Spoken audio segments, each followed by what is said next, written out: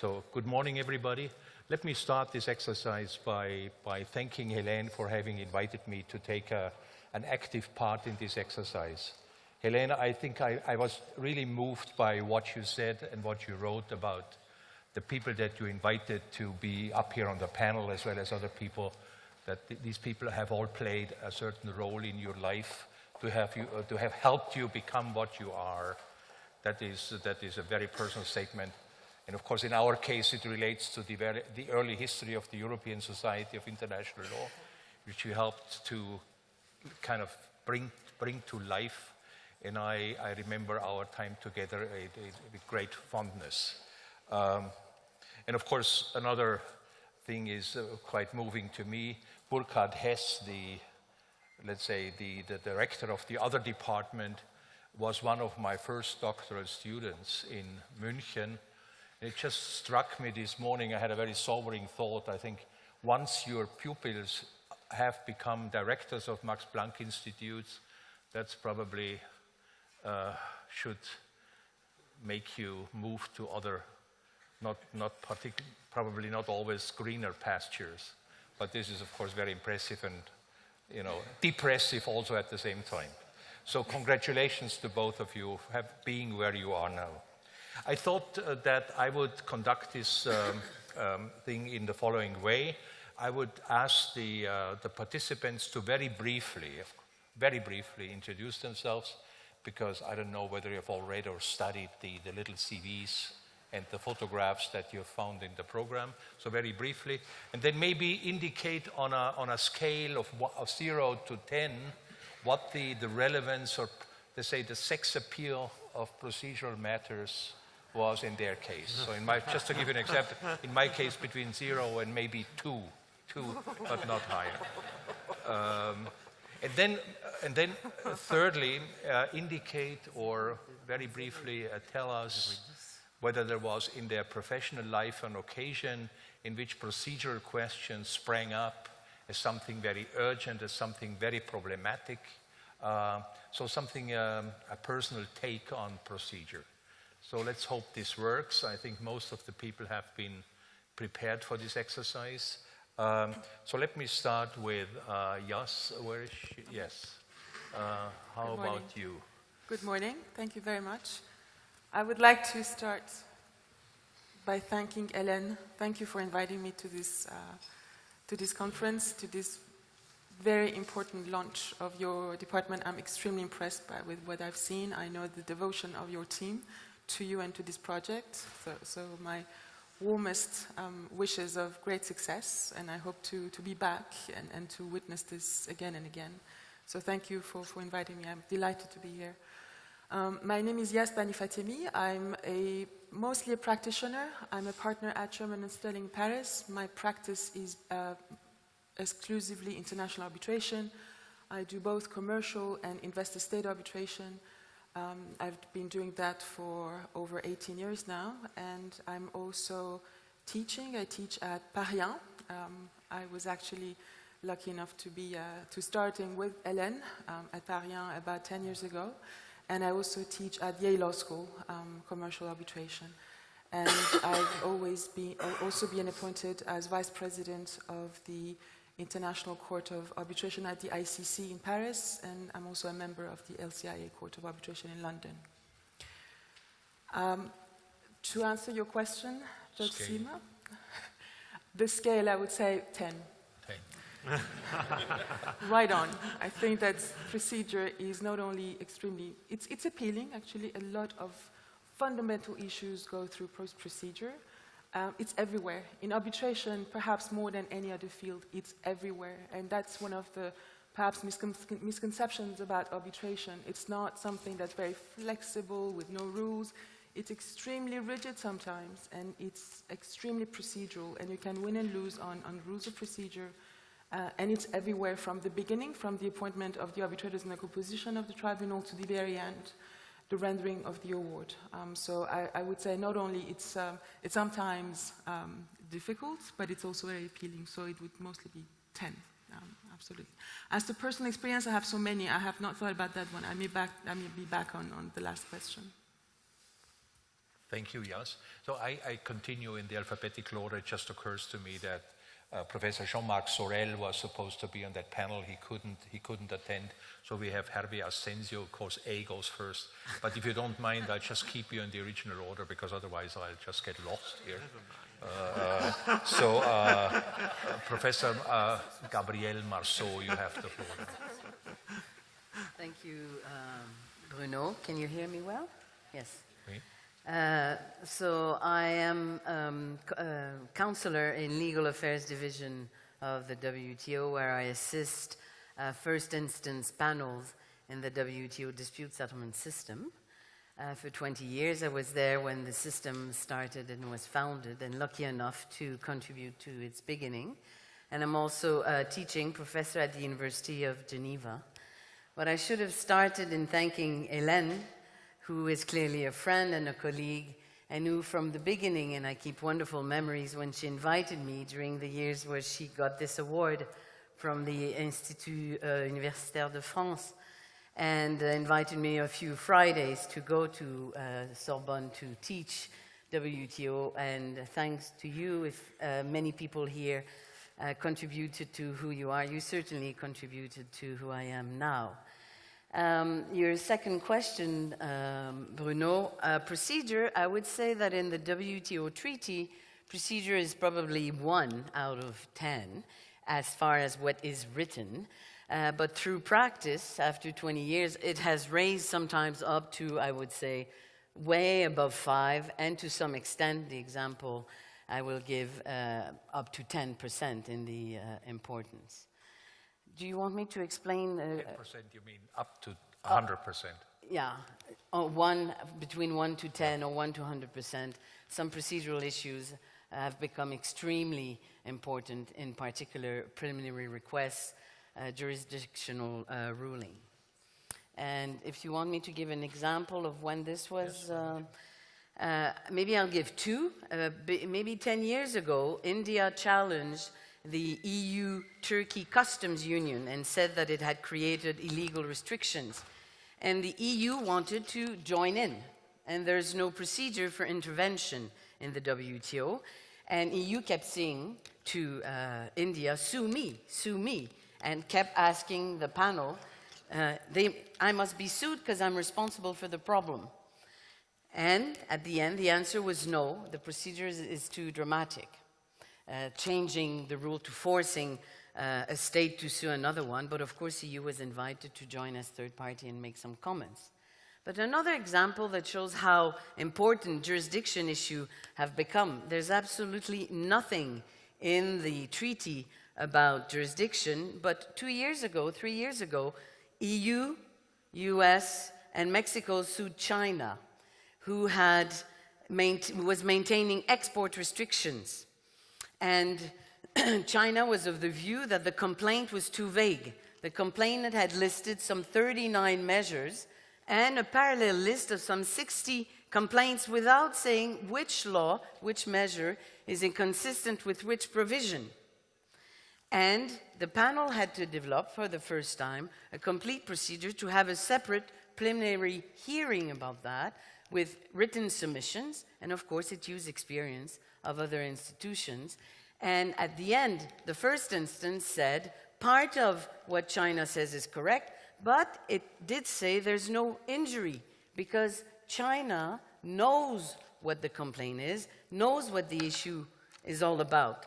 It's important, and it did raise to the 8%, because on appeal, the appellate body reversed a great deal of this ruling, saying it doesn't matter the injury, and it's not at the preliminary stage for the panel to try to assess whether China knows or not. It should be handled on the face of the complaint, and it's for the complainant, because in WTO it's the complainant that decide what the mandate of the panel and appellate body will be. It's for the complainant to be more clear in identifying what measure is challenged for what reason. And this has changed dramatically the way complaints are written now, and it has put in place a much more sophisticated preliminary process. And we say now that over 50% of the dispute include preliminary ruling with about 40% separate procedure on these issues developed through practice. Thank you. Thank you very much, Gabrielle. Next in line is Judge Allan Rosas. And what the two of us have in common is that we both have a human rights history. And I think we are living examples that even human rights lawyers can turn into somebody useful and broader. So Allan, just could you say a few words about your usefulness at the... Well, I'll be happy to. Can you hear me? Yeah. Well, first of all, about sort of a personal experience, I guess I started my strange journey more as an academic, as a law professor, and while I did have something to do with litigation, it was more in the nature of material law, because it was experts' opinion to finish courts and stuff like that. Then I joined the legal service of the European Commission, and then obviously procedure came much more into the picture, and I also had to plead sometimes before my future employer. At the Court of Justice here in Luxembourg, I've been since 2002, and in fact, I think since 2003, I've been a member, and for most of the time also president of our Rules of Procedure Committee.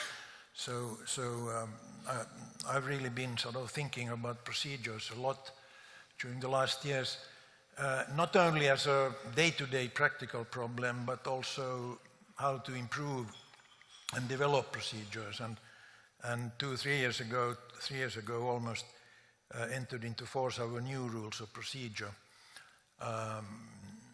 which contain some modifications as compared to the old ones. In our system, and this also goes for the General Court and the Civil Service Tribunal in Luxembourg, procedures are quite important, and the rules concerning procedures also are very detailed. Without bothering you too much about the different sort of categories of norms that come into play, but there are some procedural rules, you can say, already in the basic, one of the basic treaties. Then we have the statute of the Court of Justice, which is, in fact, in my view, too detailed, but contains a lot of procedure. And then, of course, even more so, our rules of procedure. And then we have instructions to parties, which contain a lot of, in our view, binding instructions on parties concerning organization of oral hearings and the like. And then we have also some recommendations for national judges. And this maybe brings me to a more sort of general observation. I think, at least from my perspective, that it's very difficult to analyze the meaning of procedure and also to take a stand on whether the procedures are good or bad without taking into account also the more general framework. I mean, what is the competence, what is the jurisdiction of your court, and also what is the institutional setting. And I'll mention just one example here because time is passing. As you all know, one, you could say, the most important task of the Court of Justice is the preliminary ruling procedure. And when you look at that, you come to realize that, in fact, we are not an international court. So why am I sitting here today?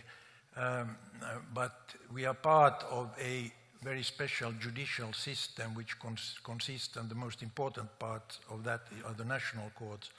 And then on the top of that, in Luxembourg, our court. And there's a very intense interaction between these two levels, and also at the level of procedure. For instance, our rules of procedure contain provisions which are applying to the national judge. For instance, the content of the request for a preliminary ruling, the main requirements is laid down in our rules of procedure.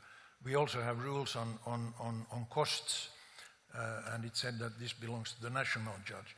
And then on the other hand, the national judge is setting out a sort of, you could say, a procedural scene for us.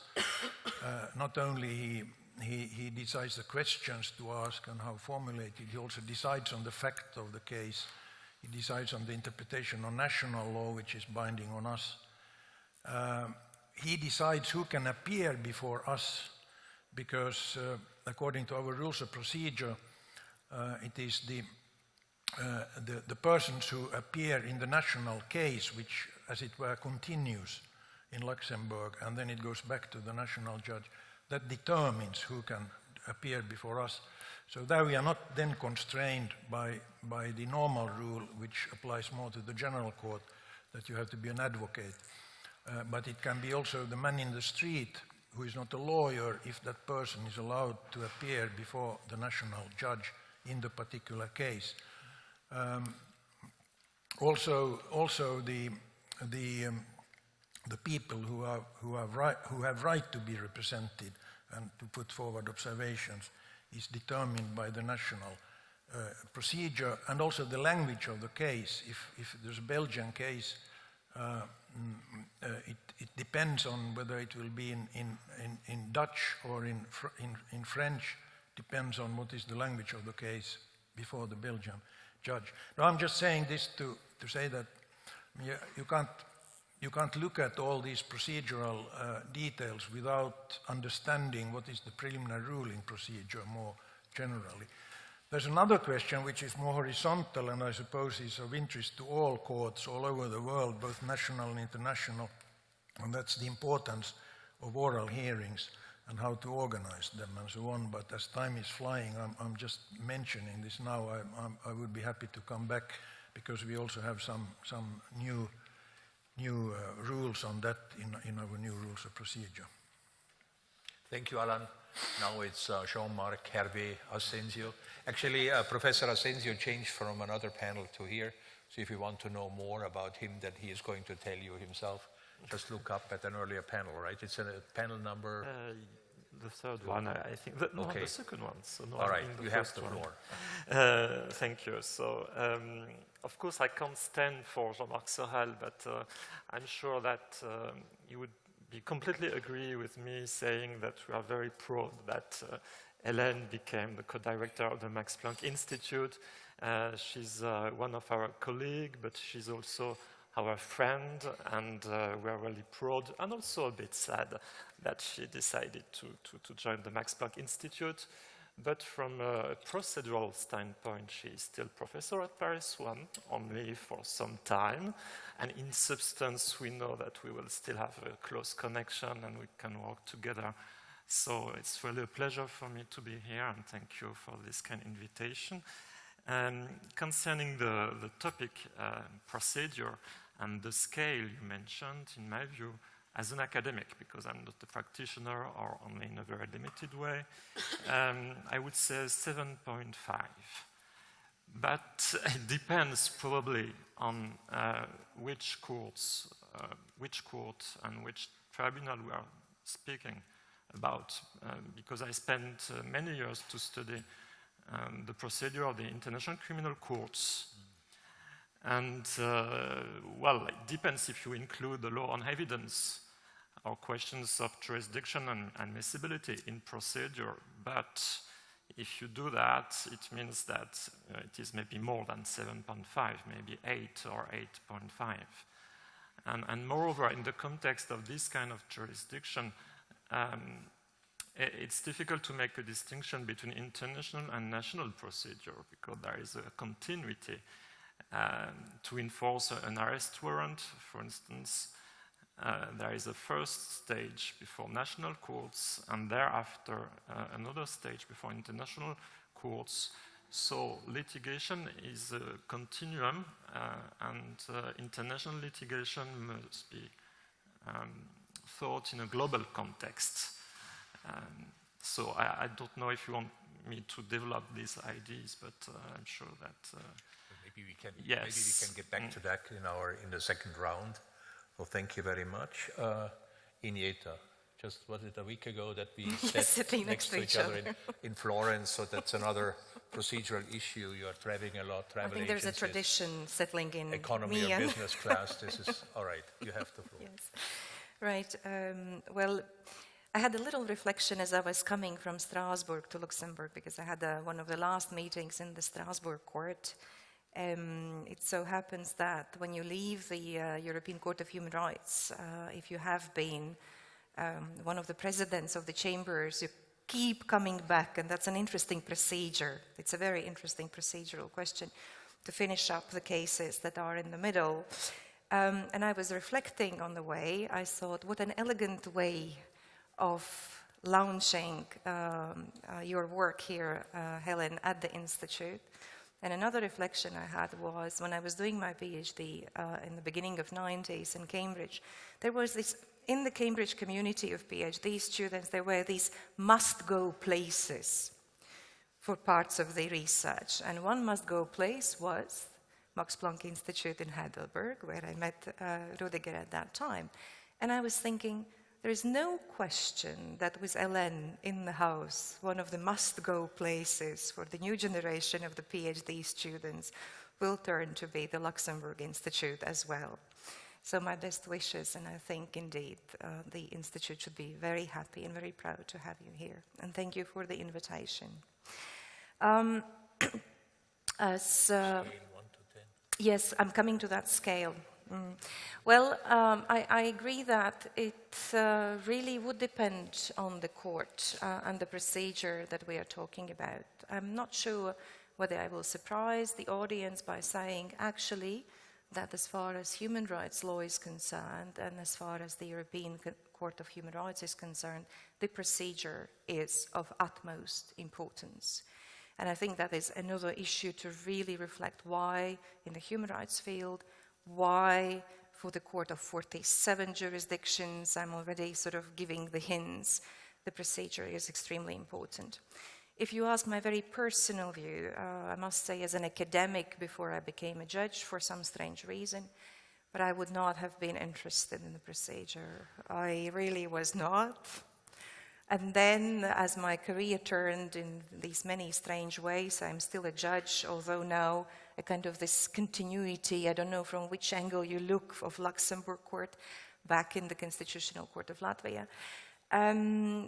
And in view of my particular experience also as the president of one of the chambers of the European Court of Human Rights, I can tell you procedure becomes very important. And from that point of view, I would give 10 for sure, but I would draw a distinction. It really depends. I mean, if you are in charge of the proceedings, be them public hearing or, as I had to conduct, in-camera hearing in a CIA secret detention places in Europe, that's when you realize how important the procedure is for the credibility of the court, authority of the court, for some discipline within extremely sensitive, emotional, if you want, proceedings, and in the end of the day, legitimacy of the judgment that you render. One of the, there are many stories, obviously, that come out, but one of the things, just a tiny procedural aspect from the European Court, the president, before the public hearing, gives certain instructions, quote unquote, to the chamber going into the public hearing. And the president has the list of the participants in the audience. We always know who is in the audience. According to unwritten rules, this is an unwritten procedure. In Strasbourg, you would always welcome some of the groups. Normally, those would be either international courts or national courts because of the judicial dialogue. And the evening before, staying still late in the office, I have that list, and I see on the list that I have 3 participants from Washington, D.C., from a certain public authority of the United States, Pentagon. And in the morning, when I go to talk to my judges, I say, well, we have this welcoming procedure. We have never welcomed Pentagon in our public hearing, but we might as well do that. And seeing the eyes of my colleagues, I said, no, of course, your president is just joking with you, as sometimes happens.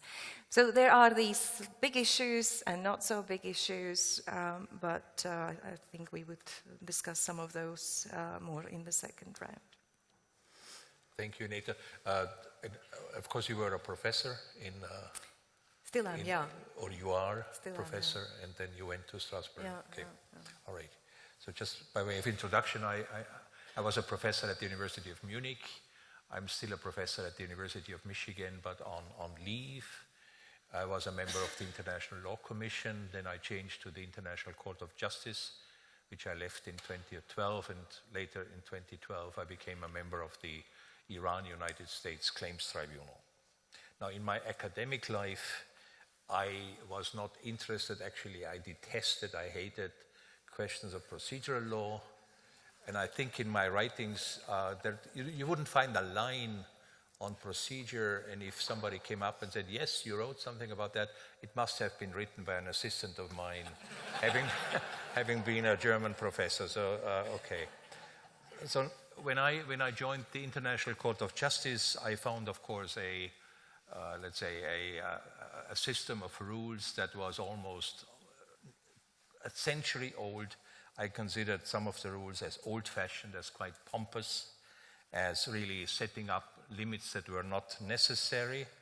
And I was made a member of the Rules Committee, like James Crawford now, because he cannot be on any of the cases, because he has been involved in everything. You're put in the Rules Committee, and I remember when I left the court telling people the Rules Committee is an exercise in masochism, so if you are kind of unfulfilled in that regard, join the Rules Committee. And it's an initiation right for future presidents, because if you survive this mixture of boredom and frustration, you will be a great president of the ICJ. So it's a bit like the Rules Committee, like a smokers. I was at the Amsterdam airport last night, and I saw the smokers room, you know, the people, and I found the Rules Committee a bit like that. People interesting, the smoker there. Okay, so that was the ICJ. Then I went into arbitration, particularly investment arbitration, and there I really agree with what Yas, you put on your website. You say you like arbitration because it's a place where you can still be creative. So I found that much more, let's say, kind of interesting because you are not in that framework as tightly as you are before the ICJ at least, and you come across situations where some procedural issues arise and where procedural questions have to be resolved quite quickly, and some of them are really just kind of very, very interesting. Let me just mention the last situation of that kind. Is something I'm not going to talk about. I'm an arbitrator in the Croatia-Slovenia arbitration at the moment, and you all know what happened in that case. I'll defer to my dear friend Philip Sands, who in Oslo spent about 20 minutes of his concluding talk on that case, comparing what happened to an Exocet missile. So this is a praise for French armament industry, not just the academic. Exocet crashing into the entire system of arbitration. I'm not going to say more, but just imagine what procedural problems arise or what procedural questions arise in a situation like that. That much about arbitration. Finally, I end up in the Iran-United States Claims Tribunal. And this is an interesting animal because it's probably the longest arbitration in the history of the subject.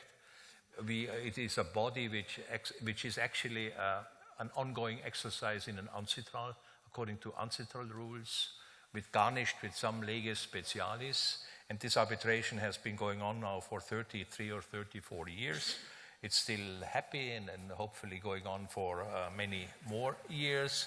But it is really a very fascinating hybrid between arbitration and court. So we call each other judges. Of course, if somebody has been around, an institution has been around for 30 years, it will acquire permanent features if you want it or not. And that means that procedural rules questions are very pertinent. And what I find myself in on the ICT is I'm the rapporteur on how the ICJ does things, which is, you know, things I hated, rules I hated at the ICJ I found unnecessary because everything worked smoothly along 90-year-old rules, now pops up before the Iran-US. They say, how did you handle these things at the ICJ? And you find yourself telling them, and you find the Iran-US sometimes adopting rules which the ICJ has. So that with regard to the relevance of procedure there.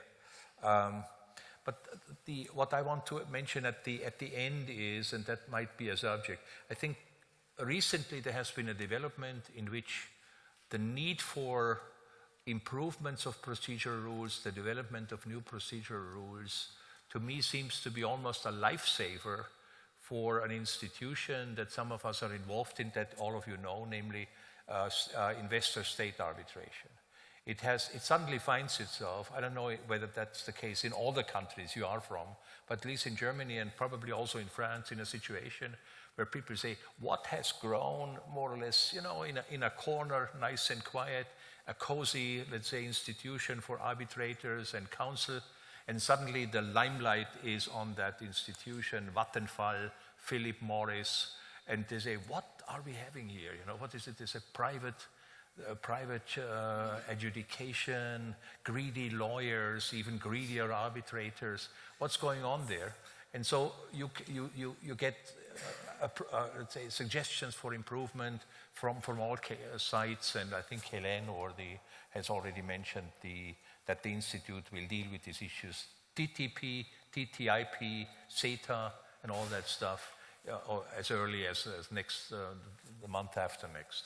So I think this is might be a topic to which we could turn very briefly. You know, how can it be that something grows more or less in a nice, cozy corner, and suddenly gets into the limelight, and there is a movement out there which considers that procedural, let's say, safeguards or even very fundamental elements of that procedure are not considered to be legitimate enough, transparent enough, what have you.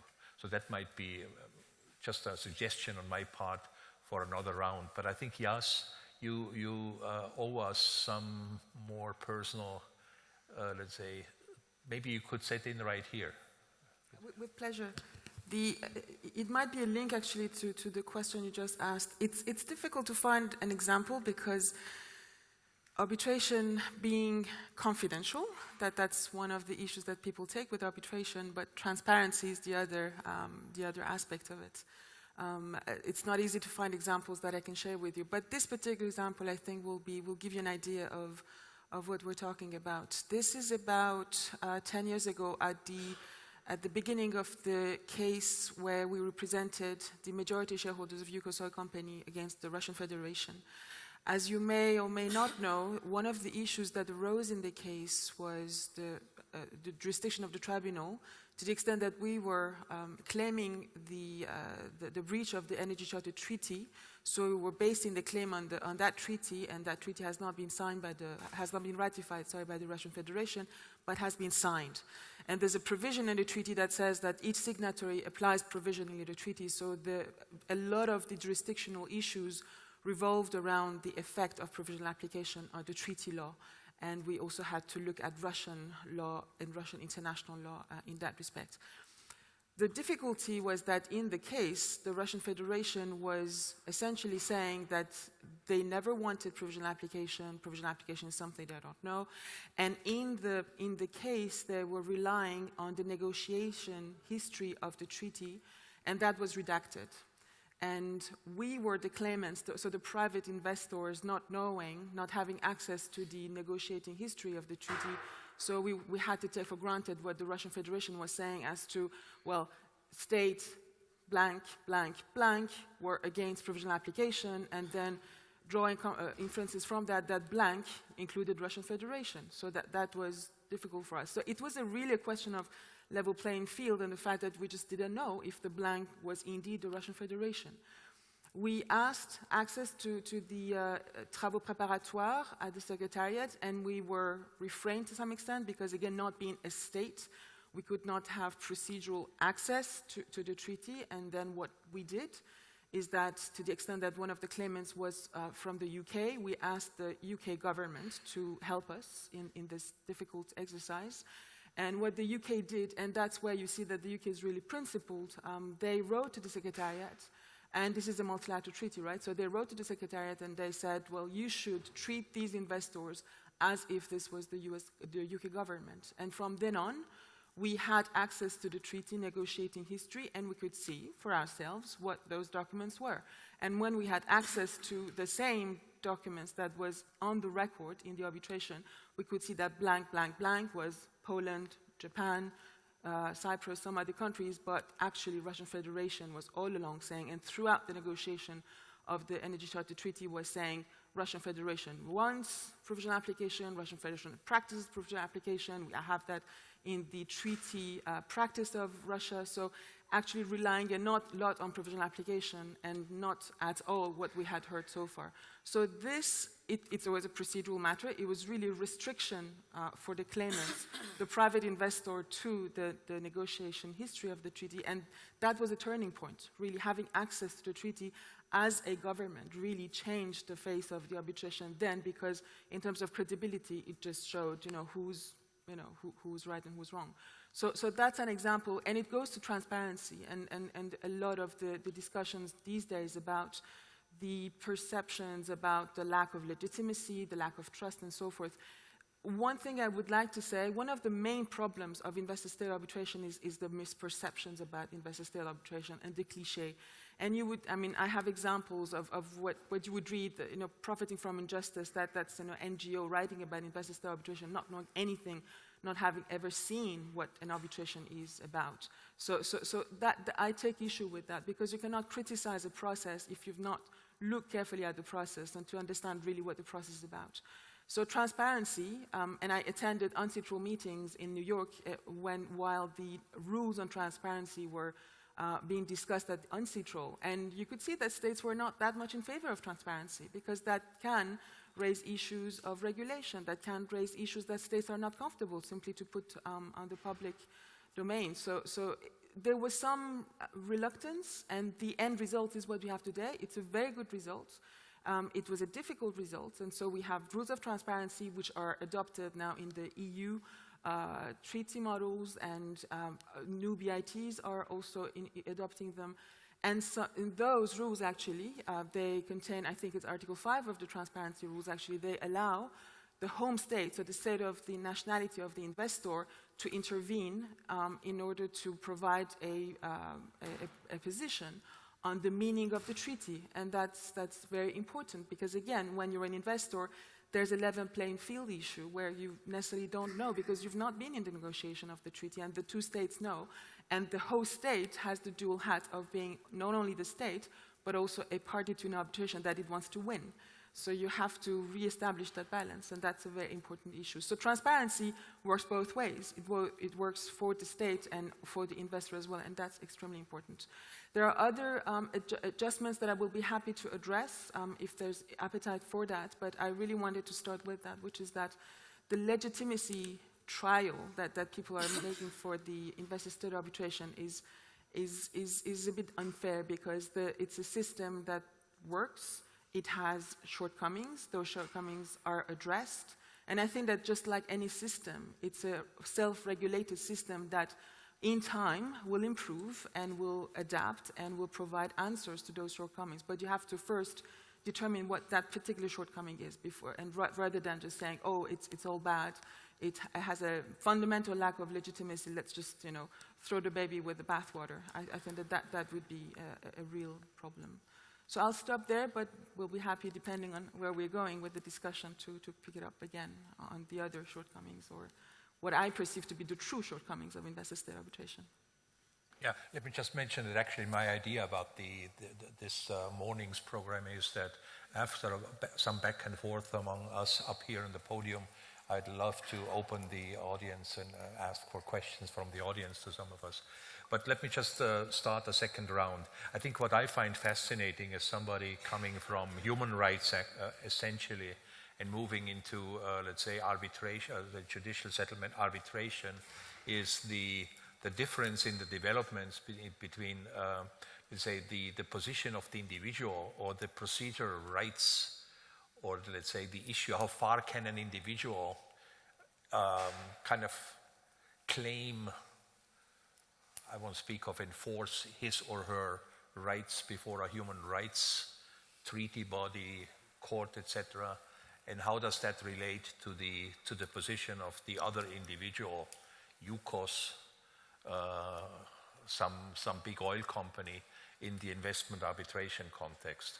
Because sometimes people compare the two and say there are interesting parallels between human rights and investment arbitration, but what I find a bit more interesting even is what is it that made investment arbitration such a thriving business, whereas in the human rights field, aside from Strasbourg, which of course is the shining example, you don't get very far as an individual before a human rights treaty body, for instance.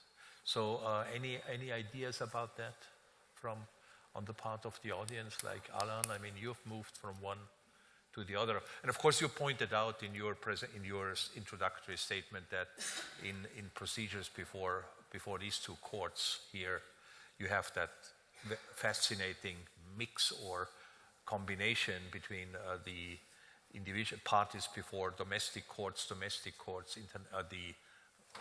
don't know, international. You're not an international court, are you? Supranational. Is international some kind of a bad, dirty word? Who are you?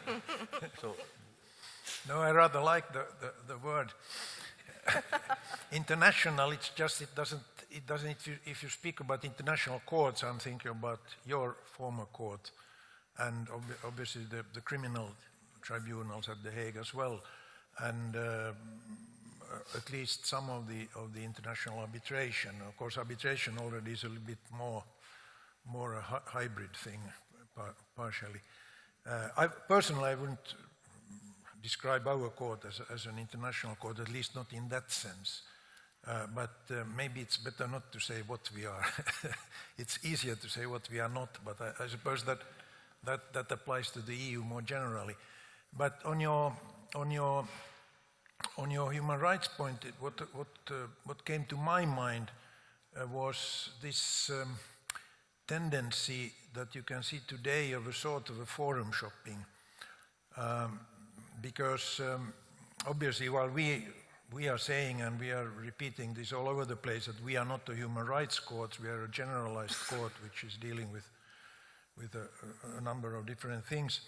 Fundamental rights obviously is part of this, but mainly because of the fairly new EU Charter of Fundamental Rights, and because the procedures in our court are, at least on average, I think, shorter than in Strasbourg, and then maybe mainly because of enforcement, there's a certain tendency that people try to get their case to Luxembourg on a fundamental rights, human rights point, and that obviously also may pose a problem, because if there's not a sufficient link to EU law, then we have to declare ourselves incompetent, and that we have something already approaching 100 decisions during the last 3 or 4 years where we have had to say that we are not competent because there's not a sufficient link. But from these cases you can certainly see that some people and some lawyers try to get the case sometimes with success, sometimes with not, to Luxembourg rather than Strasbourg. And another thing that came to mind, that this Charter of Fundamental Rights obviously is a good example where sort of material rights and procedural rights are intertwined, and there are probably some provisions which are even difficult to categorize according to that. And the article that is, if you have to mention one provision in the Charter of Fundamental Rights which is most often cited in our judgments, it would be Article 47 on access to a judge, which of course addresses what you were talking about. Thank you, Alan. Gabrielle. not at all an expert on human rights or investment, but I wanted to respond to your prior question. How come some issues, the way I understood your question, procedural issues that were minor, become on the forefront? And I think, at least in my experience is limited to WTO, that it is one of the first expression of the rule of law. You know, this concept that is difficult to define. And if, again, I limit myself to WTO, there's nothing in the treaty about all these procedural questions. And when the dispute settlement system started with the WTO, a series of those basic procedural questions came up. And thanks to the appellate body, they were answered looking at other institutions, but simple and basic things like the right to be represented by a lawyer. In the GATT, governments came and could not have outside lawyers. So EU, US came with a bunch of lawyers as government official, but they were fighting against small countries that didn't have any. The appellate body wanted the process to become more judicial. So of course, it's obvious for many, but it was not in the WTO. Another one, burden of proof. We have a procedure in WTO where the judgment is always presented as a draft before it's finalized. A lot of the parties were opposed. What's this idea of burden of proof? And then, of course, it's accepted. But it is, to me, the evidence, the fact that the WTO took on board these procedural questions, and you talked about transparency, open hearing, again, no provision, looked at other instances, amicus curiae and all this. So I think it's very positive. And like you, I was never keen on procedure, and in my practice as advisor assistant to panelists who decide, it has become, like the jurisdiction debate, central. And I gave the example of this China case where half of the case is thrown out on a procedural issue because of the way it's drafted. So I think you're right, and I would try to label that an expression of the rule of law, the respect of those procedural questions and matters. Any other member of the panel wanting to? Yes, Ineta? I was just reflecting as you were commenting based on your experiences. In fact, as far as the sort of older courts are concerned, and probably the Strasbourg Court would by now fit into that category as well, things that are associated, of course, with the rule of law, with the fairness of the proceedings and that contribute to the legitimacy, sort of the rules of the court are public. They are adopted in the Strasbourg case by the whole plenary of the judges. It is the court that is the master of its rules. You have, public hearing. Everything is public, transparent. And what you see now in Strasbourg, and that's sort of a recent tendency, and I would like to share that with the panel and the audience. In fact, the states have understood the power of rules of procedure. And now, since about, I would say, 5-6 years, there is a rather important debate among the governments. It comes and goes, the strength of this debate, suggesting that some of the issues should not be sort of left to the court to decide as far as the procedure is concerned. It should be the states that determine those rules. I mean, for the moment, the Strasbourg Court has managed to keep that issue within the court, but you may have heard this idea of the statute for the court adopted by which could be changed rapidly by the committee of ministers consisting of the governments. It actually, sort of the idea came after the judgment in Mamadkulov case, where, inspired by the ICJ and similar practices in international law, the European Court of Human Rights decided that interim measures are binding on the states, even though there was no sort of provision anywhere, either, not to mention the convention. And so you have this opposite trend, I should say, an interesting one should reflect on. And furthermore, based again on my practice in this particularly complicated case in Strasbourg, Al-Nashiri, and Abu Zubaydah against Poland, what you see is if the procedure in the court is very open, the norm is openness. And it has to do with the equality of arms principle. It has to do with any number of fundamental principles. In Al-Nashiri Abu Zubaydah, as well as in Janovec against Russia, which concerned the killings, the Katynia killings of the Polish officers. You see the states sort of complaining to the openness of the proceedings, submissions of the parties, demanding the secrecy, demanding more secrecy to the proceedings, and actually trying to impose the domestic legislation on state secret, impose on, for example, the Strasbourg Court. I mean, I was receiving a letter from the government of Poland saying, you could come to Krakow, to our prosecutor, you and your judges, and we will on the spot give you the permission to read the files that we have on the investigation of the secret site in Poland. So the international judges should come to Krakow, sign the Polish documents, and read on the spot in the prosecutor's sort of office, whatever offices there are.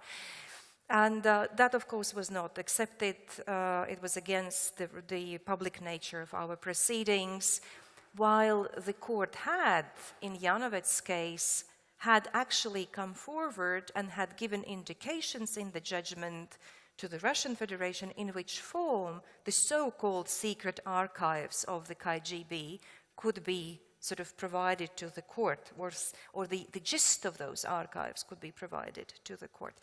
So, and I'm suspecting, in fact, with many things going on in the world, including mass surveillances, surveillance programs, etc., something that worries me, sort of, you are not yet there, I should say, the arbitration procedures, etc.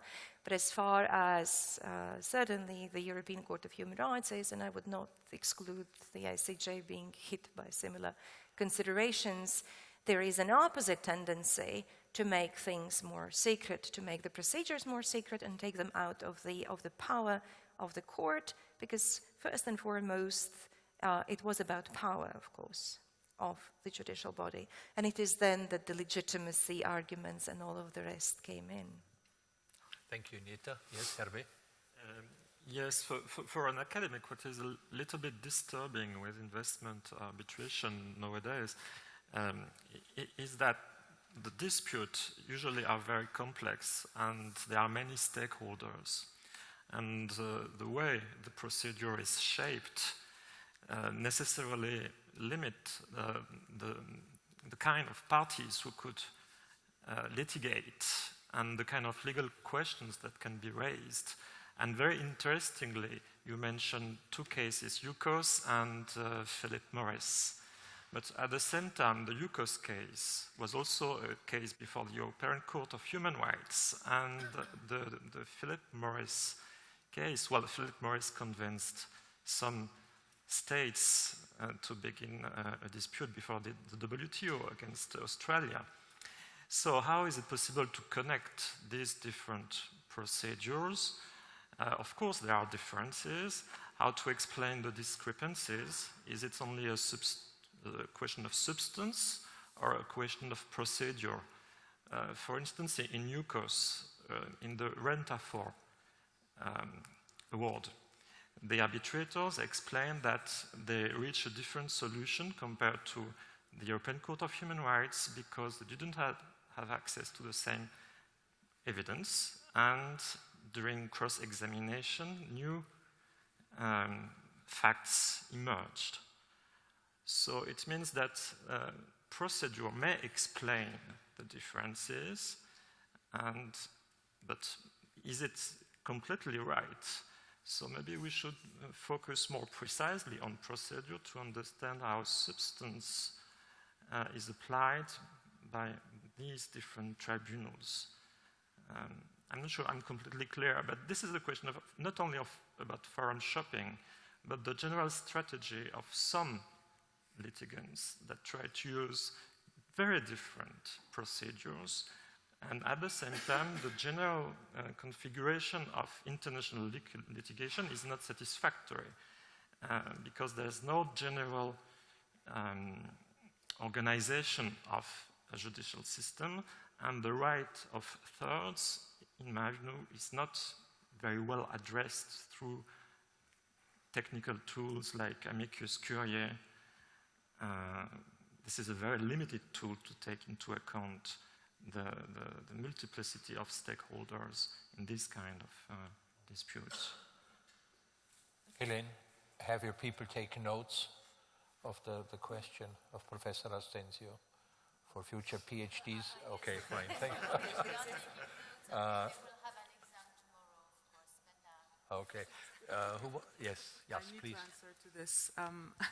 I think there are three extremely different issues in what you're raising. I will start with the first that you raised, which is access of third parties to a procedure, regardless of which we're talking about.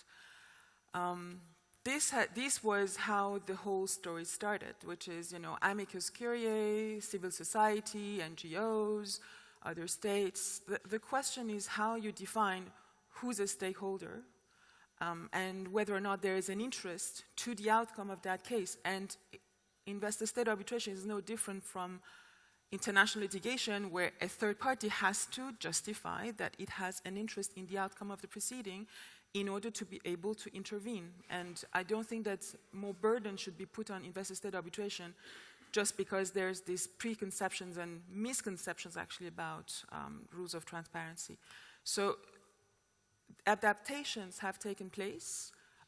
Tribunals have allowed both opening up the hearing room to civil society and to people who may want to come. You will note when you look at this that, again, it's the states who are more reluctant to have publicity than the investors. In UCOS, and I should say the UCOS matter, the case I was referring to is, and I will come back to that, was the majority shareholders of UCOS oil company, not UCOS itself. When we asked, and we agreed with the Russian Federation that the rules with the arbitration would be administered by the Permanent Court of Arbitration, Russia said yes, but they immediately said, we don't want publicity. And therefore, for 10 years, until we got the award, the PCA could not put even the name of the case on its website because the Russian Federation didn't want the publicity and didn't want the public eye on what was going on, because what was discussed for 10 years in that arbitration was just the appalling treatment of investors in Russia and what had happened in that particular case. So, and tribunals accept amici, and again, you have to justify an interest in being an amici, and so there is access, and tribunals do take into account when there's something that contributes to the debate, those amici. So that's access of stakeholders or so-called stakeholders to the process. That's one thing. The forum shopping issue is a different matter. I would make a clear distinction between whether there's the same interests that are at stake or not.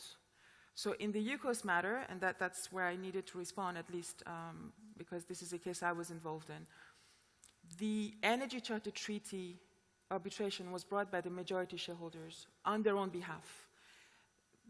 They waived any interest in any other proceeding, and they were not involved in Renter 4. Renter 4 was brought by minority shareholders, the same in Rosinvestco. So these were separate, different minority shareholders based on their own treaty. So these were totally separate.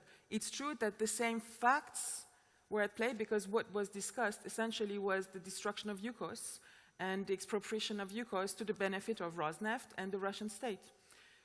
It may well be that some of the issues where all tribunals ended up deciding that this was an expropriation. Then the only question was how you define damages and how you define the value of UCOS oil company when it was destroyed.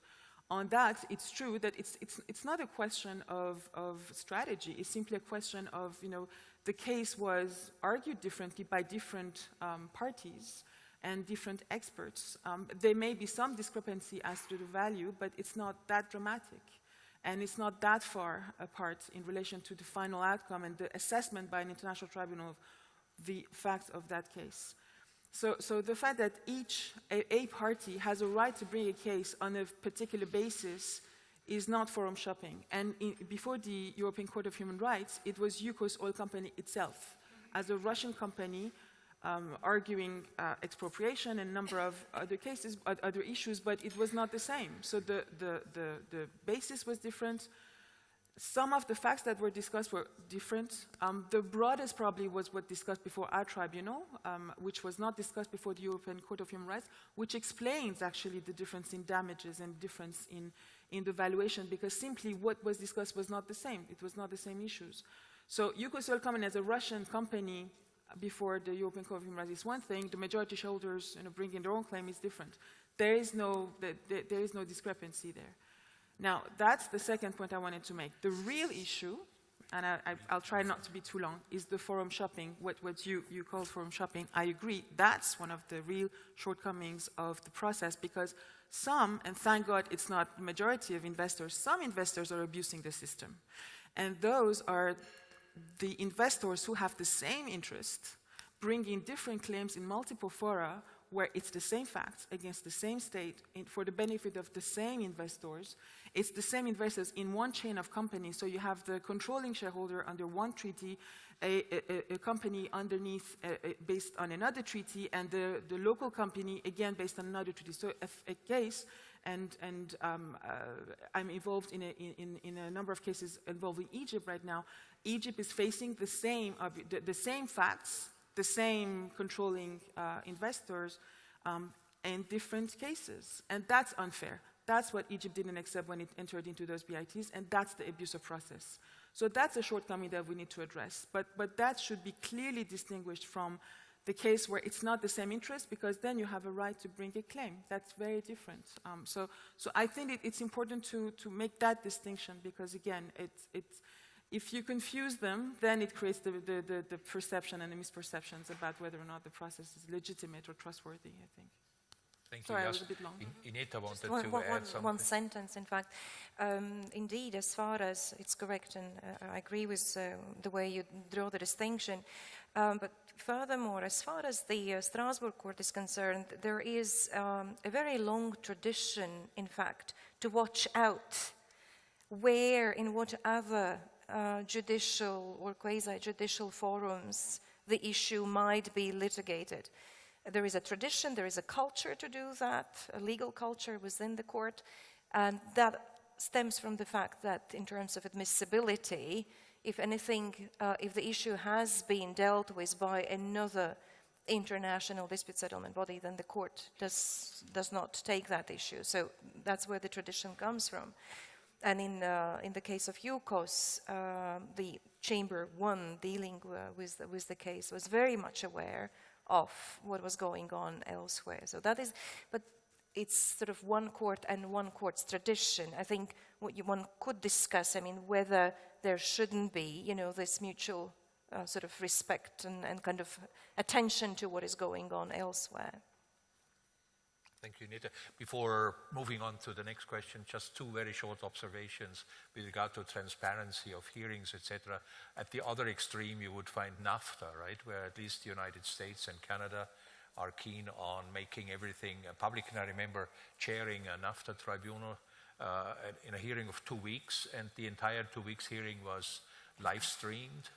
And can you imagine what that means? You cannot yawn, you cannot even dare fall asleep, because it will be there for eternity. So, but that would be let's say, a glowing example for higher transparency, and of course, we can dispute whether that goes too far or not. The other thing is, which also has to do with legitimacy and also transparency, when I hear Yukos, when I talk about Yukos with other people like Emmanuel and you, they would say there is another issue which is now more or less almost kind of overtaking the issue that you mentioned, which is how are awards made? Remember before the ICJ, I remember when I joined the ICJ, Hugh Thirlway had written a paper in the Chinese Journal of International Law, year one, issue one, how ICJ judgments are made, which cost him the friendship of Rosalind Higgins, which dealt with the way in which the registry lawyers were involved in the actual drafting of the judgments. And of course, this is also an issue which played a certain role in UCOS, right? When people declared their fee requests, and I think the assistant at the tribunal declared, what is the request, $1 million, right? Compared to $2 million per arbitrator. I don't have the figure, but it's public. It's over 10 years. You can read it. I mean, I'm not telling, let's say, dirty stories that I should. It's all on the PCA. It's not a dirty story. It's all there.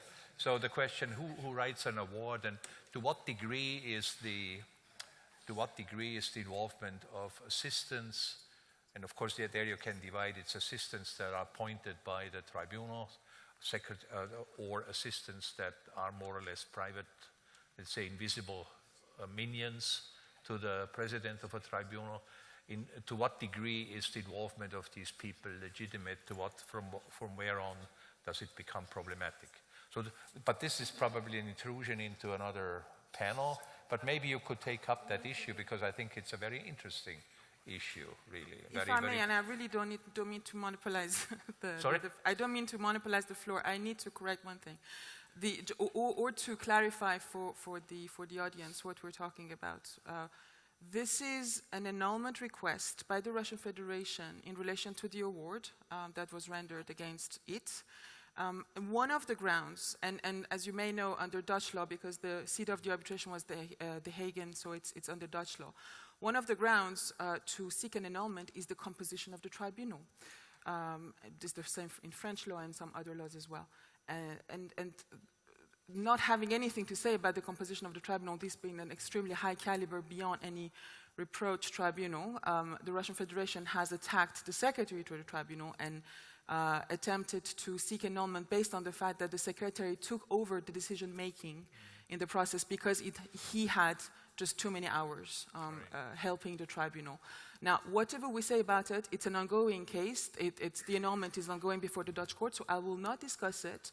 I just wanted to clarify what the issue is, but what I do want to say is that, and people can look up I think that Albert Jan Vandenberg, who represents the Russian Federation in this matter, has made public Russia's request for annulment. We have decided not to do that, not because we don't believe in what we say. We strongly believe that this is all nonsensical.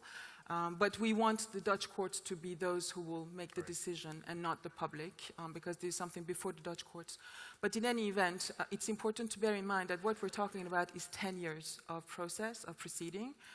So it's not 1 year and whatever you look at is that extremely intense, procedurally heavy, burdensome process with the Russian Federation bringing every single claim and an objection that it could. The Russian Federation congratulating both the tribunal and the secretary at the end of the process for the wonderful job that they had done, saying the contrary today, but that's not the first contradiction of the Russian Federation. And simply, if you look at what we're talking about and the role, and I would love to be involved in judicial making thinking, I think that what we're talking about is whether or not when a court, a judge, an arbitrator has a assistant helping him or her, whether or not that means that he or she is delegating the decision making. I think that that's the real issue. And if you look at U.S. Supreme Court, U.S. appeal courts, you look at every judge in every country, they have the people from the other panel might mind. Right? So, you don't have, well...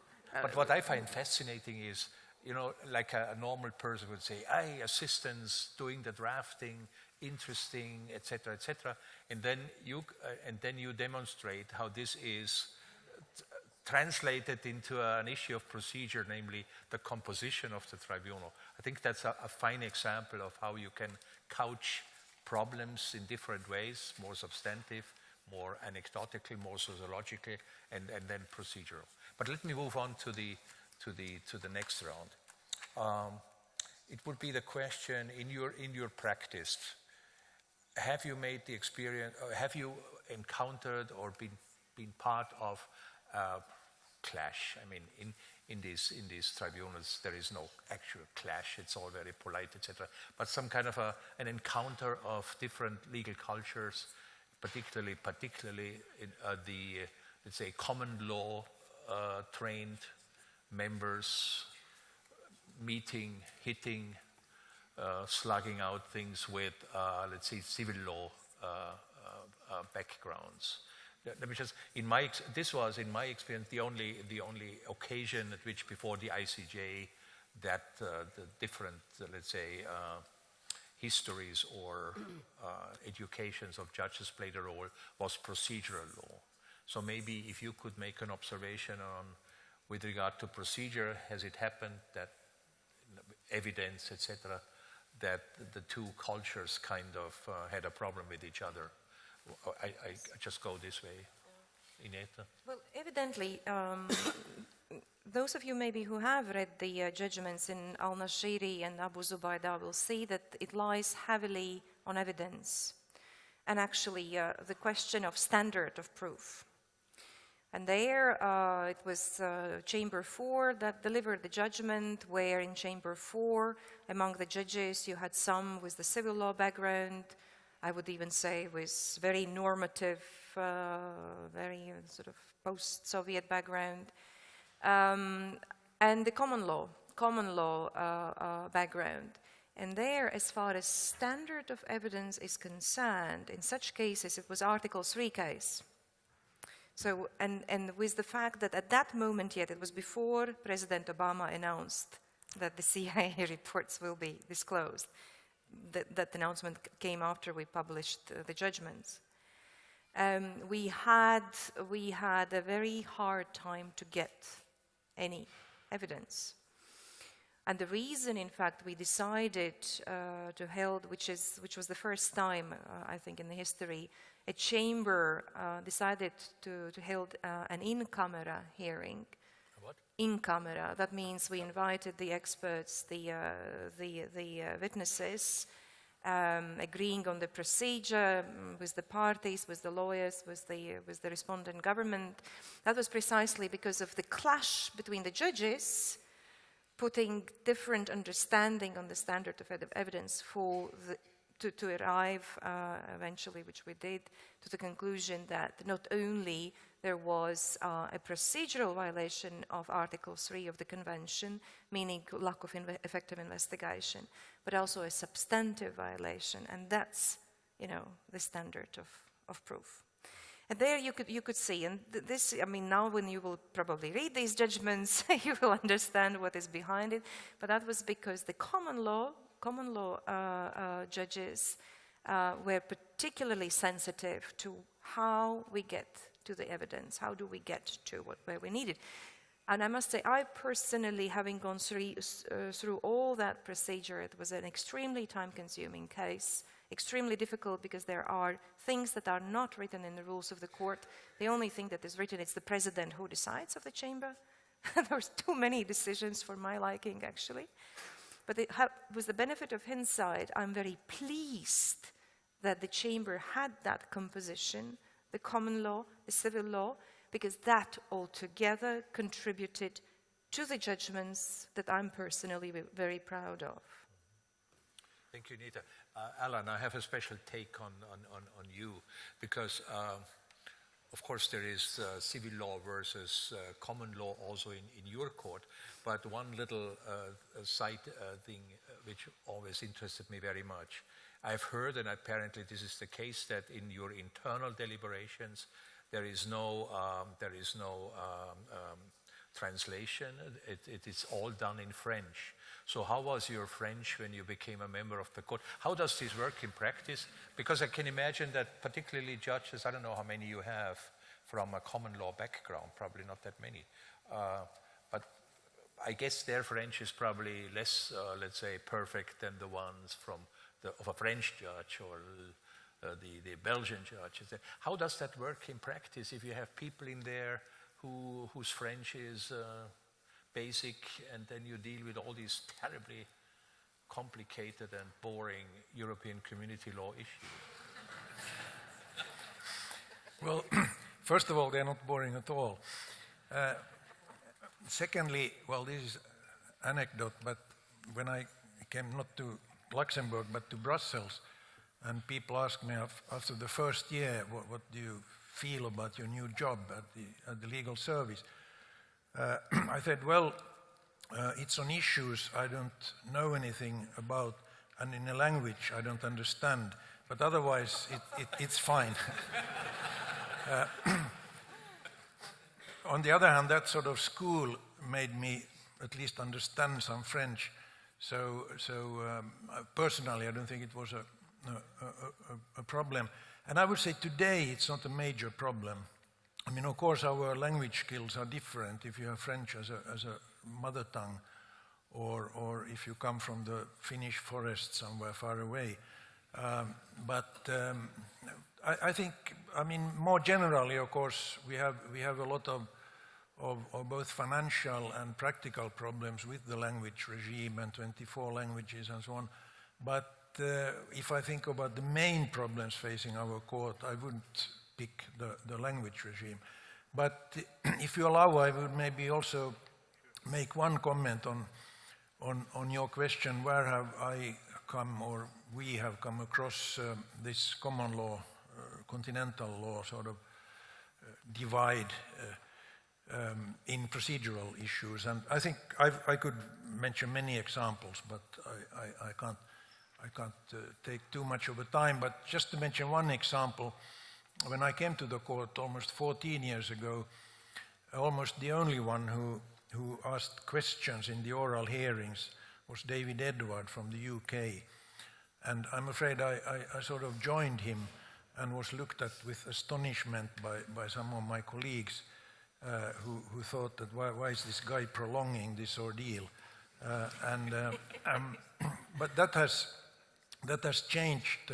When we did our new rules of procedure for the Court of Justice, and by the way, the General Court also has even more fresh new rules of procedure, we, for our part, managed to get in, because I say managed because remembering what Ineta said, unlike Strasbourg, we can't enact alone our rules of procedure. We need the consent of the EU Council, so in other words, the member state. So we had to negotiate. And we proposed the limitation on the right of parties, including the member states, to ask for an oral hearing. And we managed to get that, so now we have more leeway. And that was wrongly interpreted by some people as us thinking that oral hearings are not worth their while. It was rather the opposite. In some cases, and I'm not going into details, you can see from the written material that there's really no point in having an oral hearing. And so it does happen that it is requested, but we deny it. But it also happens that it is not requested, but we still organize it. So it depends very much on the issue. And what we feel is that there's no point in having something that, at least with a great deal of probability, will be a useless, unnecessary oral hearing, but that gives us more time and energy to concentrate on the oral hearings that we organize. And there I would say, coming back to your question, that I think also more generally that the EU law is an example where there's a sort of a combination of the common law and the continental law tradition.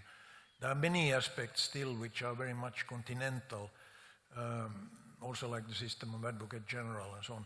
But on the organization, how oral hearings are conducted, there has been big changes, and we have cut the time for the first oral intervention, so it's now just 10 or 15 minutes maximum.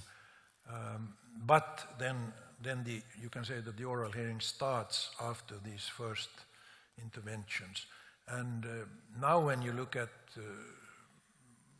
my colleagues and myself, I don't think that the sort of interest in having a debate and trying to complement in a meaningful way the written material, that you anymore could see any difference between any so-called common law and so-called continental approach. Thank you, Allan. Yes? I would take two examples, both of which go to evidence. you see a very clear divide. One is the cross-examination of witnesses. There's a clear divide between those who are common law and those who are civil law. There's a certain level of standardization today, to the extent that when there's a witness, there's an expectation that that witness will be cross-examined. So across the board, both from common law and civil law systems, you see tribunals accept and conduct hearings where you have extensive cross-examination. And in that sense, arbitration is becoming much more judicialized and much more Americanized than what you used to have 20 years ago. There may be still a little difference between the American/English, the common law world and the civil law world in relation to what happens next, which is the closing argument. The civil lawyers are much more demanding in terms of closing argument. They actually want to have, the whole wrap-up after you hear witnesses as to, what's the position, the final position of the parties. Americans would have a tendency to ask for post-hearing brief because then, they really view hearings as being evidentiary hearings and just hearing of witnesses, as opposed to in the French world, it would be really oral argument where a party exposes the full position. So that's still something where you see a difference. The other main one, I would say, is document production. Anecdotally, I remember about, this might have been about 15 years ago, there was a case where we had Mr. Giardina as chair of the tribunal, and the other side was represented by common law lawyers, and they were seeking document production. I remember Mr. Giardina said, "I'm an Italian, I'm Southern Italian, I don't know what this is." Then you could see that he just doesn't, he's not comfortable with document production. It's not what he's used to. Those days, you could still rule out a lot of the document production requests because simply it was not in the habit. And again, today, it's become much more standardized. And today, you almost see every single tribunal come and ask the parties, do you want document production? Where, at which point, how long, etc. So actually, you find yourself in this sort of standard procedure where you are, thinking, do I want document production after first exchange of memorials, etc., etc.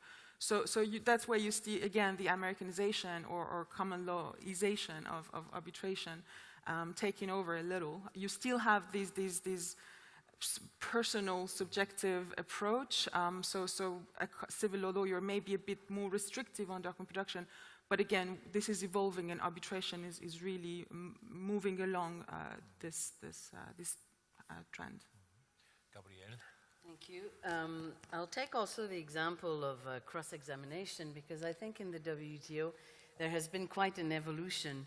But before that, 2 words on the role of the Secretariat, and I'll keep my comments for the later panel. In the WTO, and maybe it's an element to take into account, the Secretariat, the assistant, people like me, were not allocated to a judge. And there was a proposal a few years ago by the United States to have, at the appellate stage and lower stage, where it's a bit more complicated because they're not permanent, assistant for each judge. And the EU dramatically opposed it and won, and said the assistant, they belong to the system, and their job is to represent the system. And because the number of cases has increased, although the appellate body numbers is the same, 7. Now, when I started 20 years ago, we were 4. Now we're 64. So just an element in the debate later on. Cross-examination, under the GATT, there was no lawyers. So there was no cross-examination.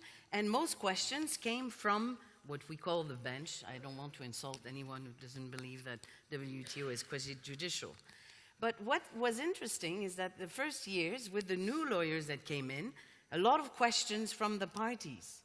Recently, in those cases with China, and China very wisely takes American lawyers and European lawyers, these lawyers wanted to introduce cross-examination, came with their expert. EU-US, again, big statement, and made it a rule, no cross-examination in the WTO, you're dealing with states. What's the link, responds China with its lawyers? Well, states cannot be cross-examined. So it's very interesting. Now, in the WTO, there's almost no questions by each party, and even if you try to encourage parties to ask questions to each other, they stop and they say, we want to answer the questions from the panelists or the appellate body, and it has become a practice. Another difference, and I'll finish with that, however, I think it's with regard to interpretation, where a lot of, maybe because the Americans had not ratified the Vienna Convention, in the first instance panel stage, where you have a lot of still diplomats, ambassadors, they go a lot to history of negotiation naturally, or they did. So what was the problem? Why did we create this rule? And immediately, first case, the appellate body said, this is crap.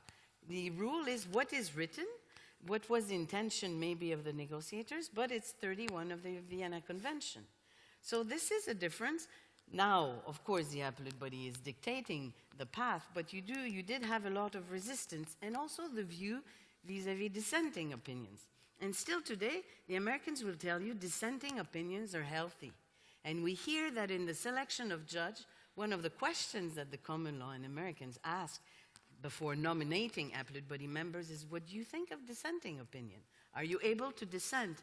And the director of the appellate body, the staff director, is a European, very strong European, and he believes that it's not healthy, maybe because of his European background and the need for integration. And maybe I'm wrong in making this distinction, but the value and the role of dissenting opinion, in my view, is different, at least at first instance and appellate body stage, but I would say also civil law and common law. My own little experience. Hervé, about being able to dissent. Just think of Alain Pelé, he would not be able not to dissent, right? So right. Do you have anything cultural, comparative to contribute to that? Well, yeah, the clash you mentioned was a real one in the context of the international criminal courts, especially at the beginning, before the ICTY and ICTR. And sometimes I understood differences in the substance of the decision because of the legal culture of the judges and the choice they made during the proceedings. Because in civil law countries, the judge would play a bigger role during the proceedings, would ask questions to witnesses, would be able to order the production of new evidence, whereas in the common law criminal tradition, it's completely different. And sometimes also it's different from, well, for instance, can you prepare witnesses before hearings? This is a very basic practice in common law countries, whereas it is an offense in French law. So the clash was a real one, and the crisis raised when one of the chamber composed of common lawyers decided to use a typical American instruments, subpoena duces tecum, in order to order a state to produce evidence, well, finally they found a compromise and a way to solve the problem. But the question was, the cause was the difference in the legal traditions. So it's a little bit different in the context of the International Criminal Court, I think, because the rules of procedure are not drafted by the judges themselves, and the process of hybridization produced something different, trying to use advantages of both systems. But this is still a very important question for criminal courts, in my view. Thank you, Hervé. With this, I'd like to open the discussion to the audience. We have about 15 to 20 minutes left.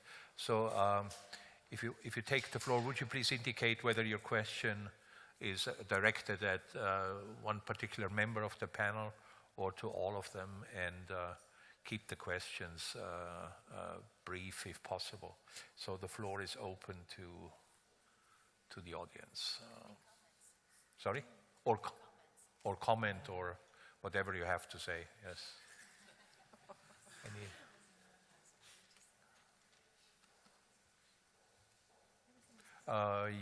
Rob, is that your hand? Okay, Rob Howse. Yeah, there. Rob Howse at NYU Law School and visiting this fall at the London School of Economics. I wanted to raise a procedural issue, or an issue about a procedure at the WTO, which is coming to a head and which I don't think enough attention has been paid to.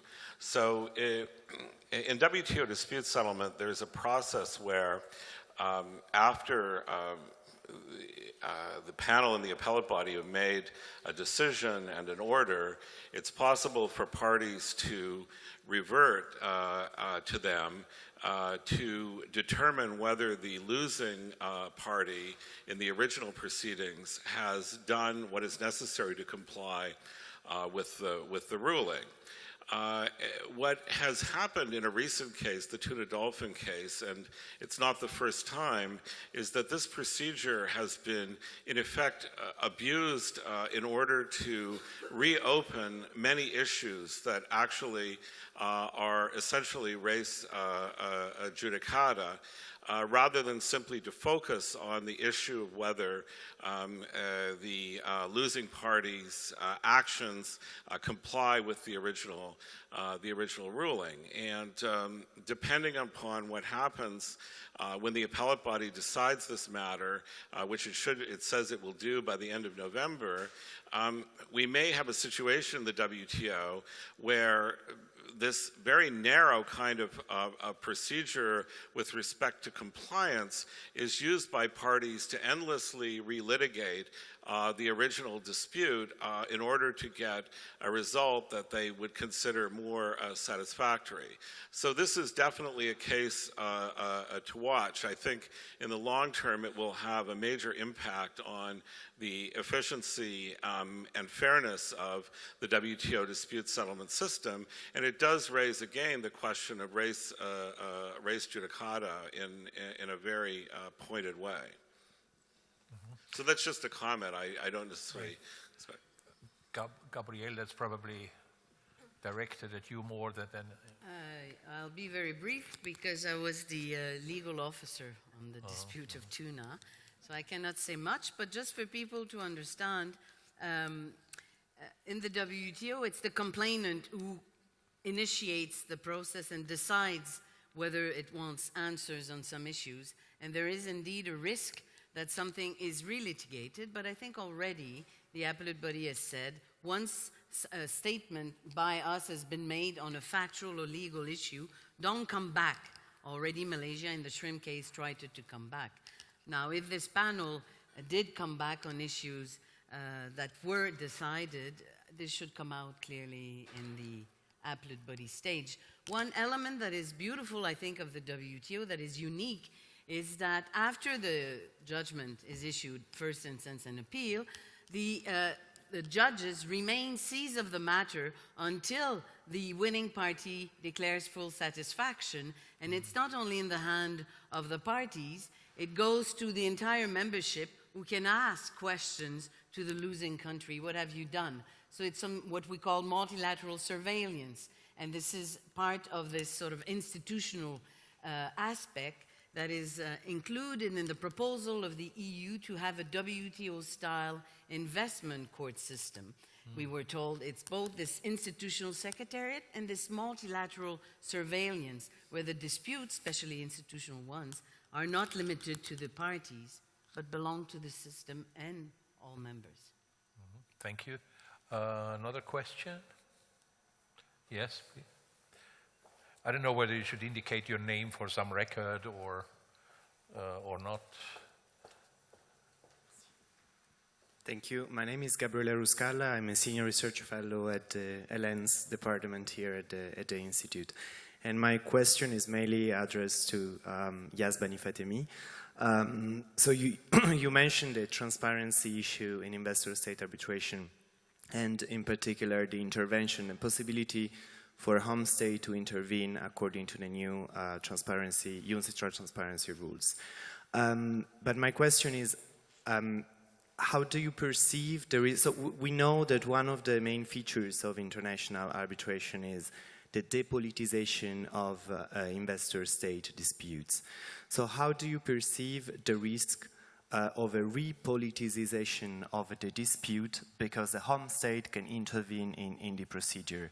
I asked a similar question to Charles Brouwer once when he came here to the Institute for our lecture series, and he said, we actually never have a complete depolitization of a dispute when a state is involved. So what do you think on the subject? Thank you. I would tend to agree. Does that work? Do you hear? I think it's on now. There has never been a real depoliticization, I agree. And that was one of the main achievements of the ICSID Convention at the time, because in addition to giving access to a private person to an international court, to international adjudication, it also allowed that depolitization. It all came with the treaties, really, the investment treaties. And the fact that they were, with ICSID, they were actually public. Maybe not the whole process, but the result was public and the awards were public. So people got to see a lot of it. And then, because to some extent it also involves sometimes high-stake issues, sometimes regulatory issues, by definition, it was bound to happen. So that is a whole world which we can discuss separately.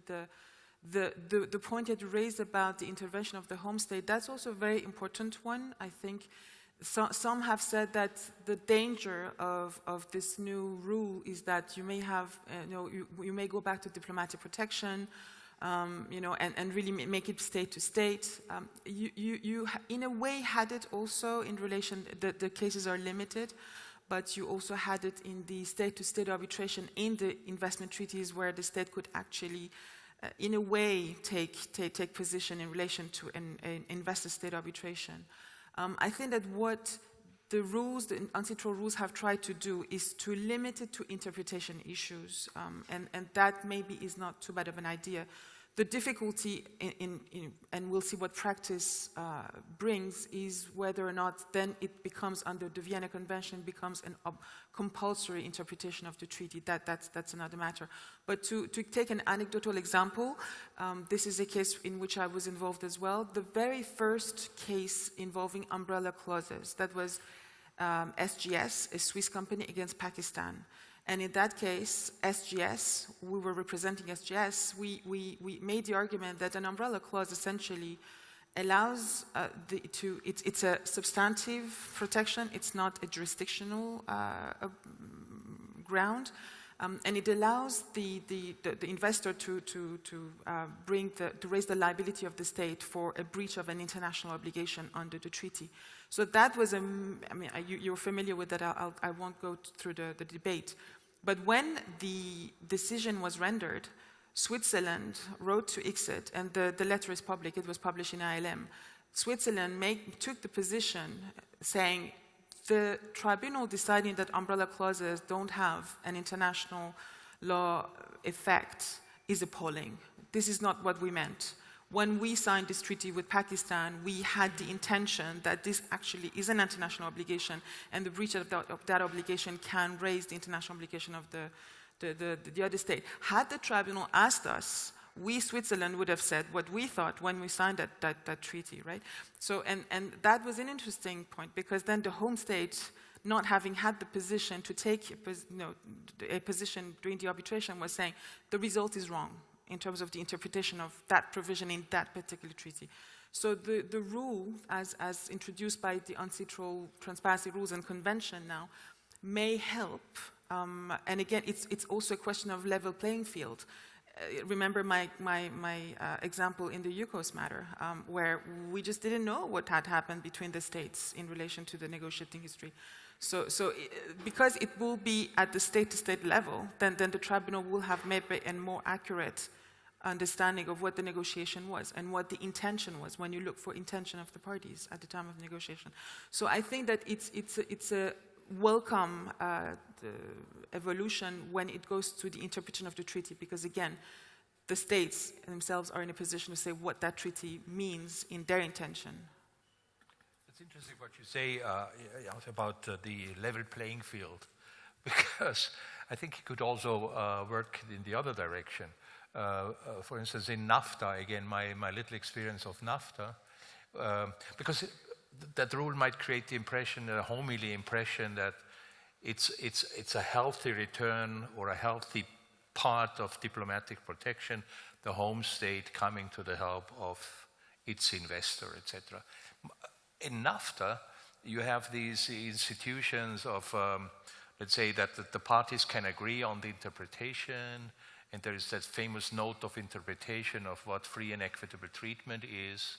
And there I have the impression that all three home states, home in quotation marks, agree on interpreting FET in a way which no investor would agree to. So it's not just some kind of a level playing field. It could, in a way, reinforce irregular or a difference in the level of a playing field, in NAFTA at least. I think that in that particular case, it was a compulsory interpretation by the FTC, right. Which is allowed under the treaty itself. And then if if all three states say this is our intention, this is what we mean, then yes, as an investor, you're stuck, because you cannot go beyond what the states have said, and that's the rule of the game. And if you want to play the game, you have to respect the rule of the game. In the other cases, it's not necessarily a compulsory interpretation of the treaty. It's simply giving the voice to the home state. It's not compulsory. It may intervene, it may not intervene. And to provide its view, and the tribunal will have at least something in relation to what the position is, and then it can assess what the interpretation is. But again, you have to... rules of interpretation, right? You go through all of the motions until you arrive at travaux préparatoires. Michael Riesman would tell you, I'm not bothered with the travaux préparatoires anyway. So it's not compulsory necessarily, and it's option. So whether or not that option is useful is something else. I think there is time for one more question. Yes, was that the lady?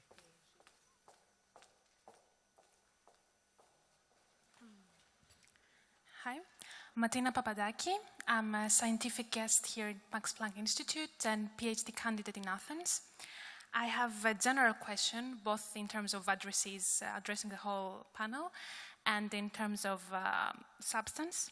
So picking up from two main threads that were discussed earlier in the discussion about having in place informal dialogue between courts about procedure, and also developing informal rules, sort of traditions addressing procedural issues.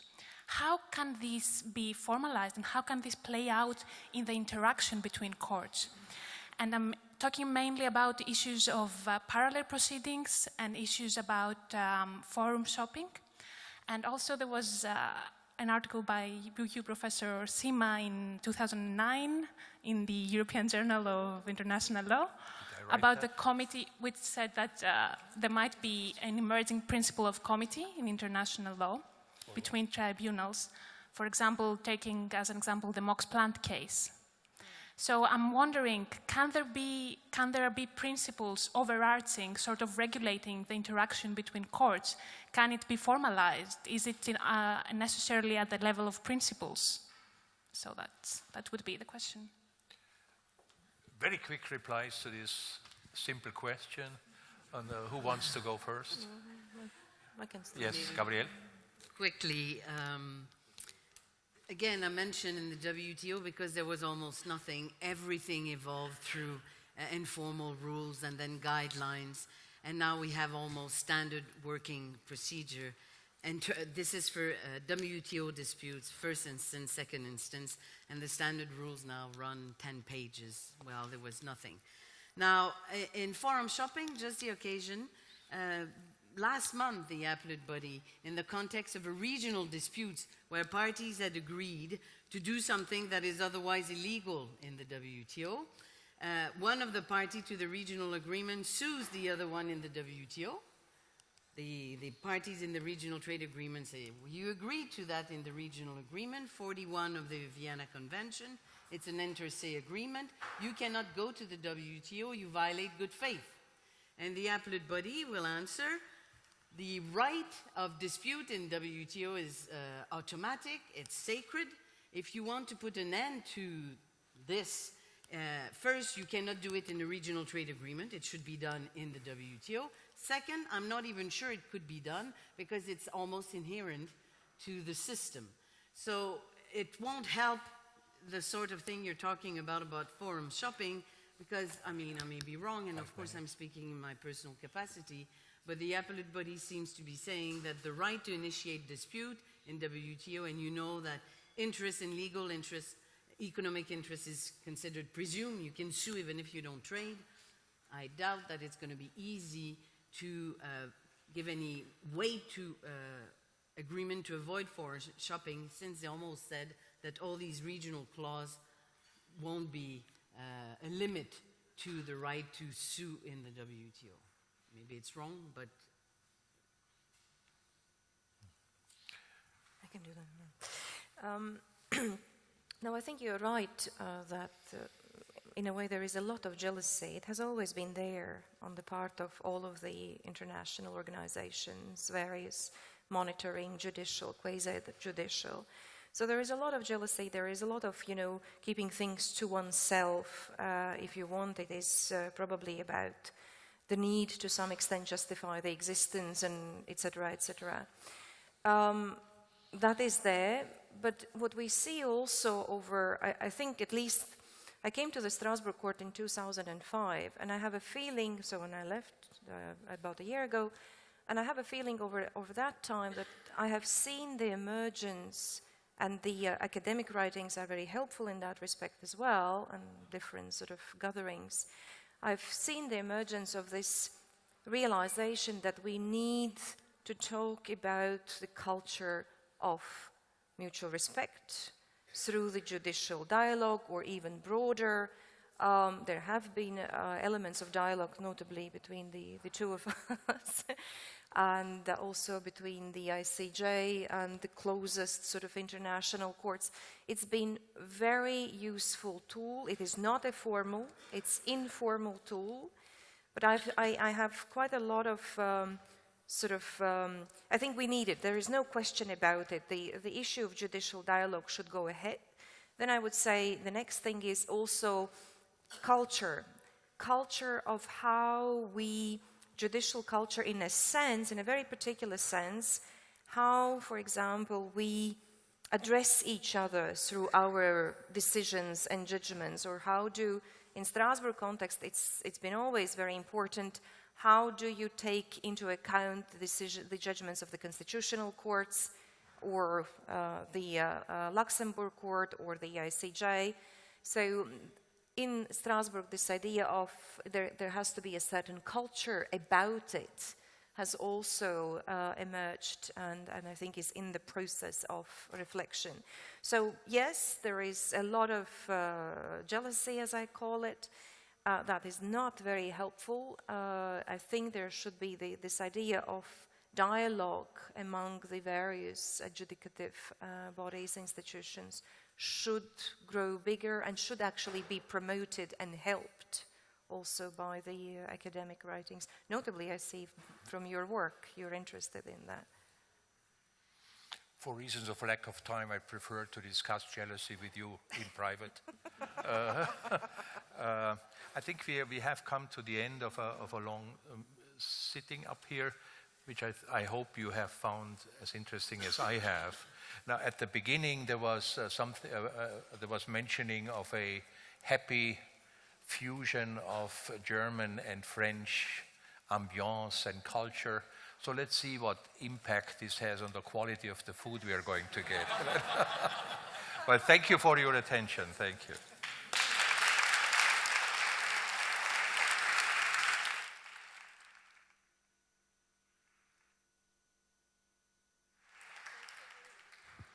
Thank you very much for the panel, and of course you have not exhausted the questions, but at least you have given food for thought.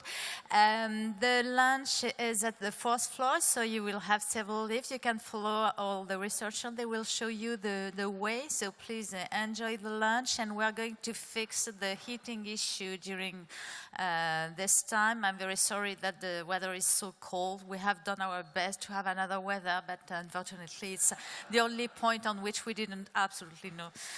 success. So please enjoy your lunch, and we will try to settle whatever we can do just to prevent this fresh air to go in. Thank you.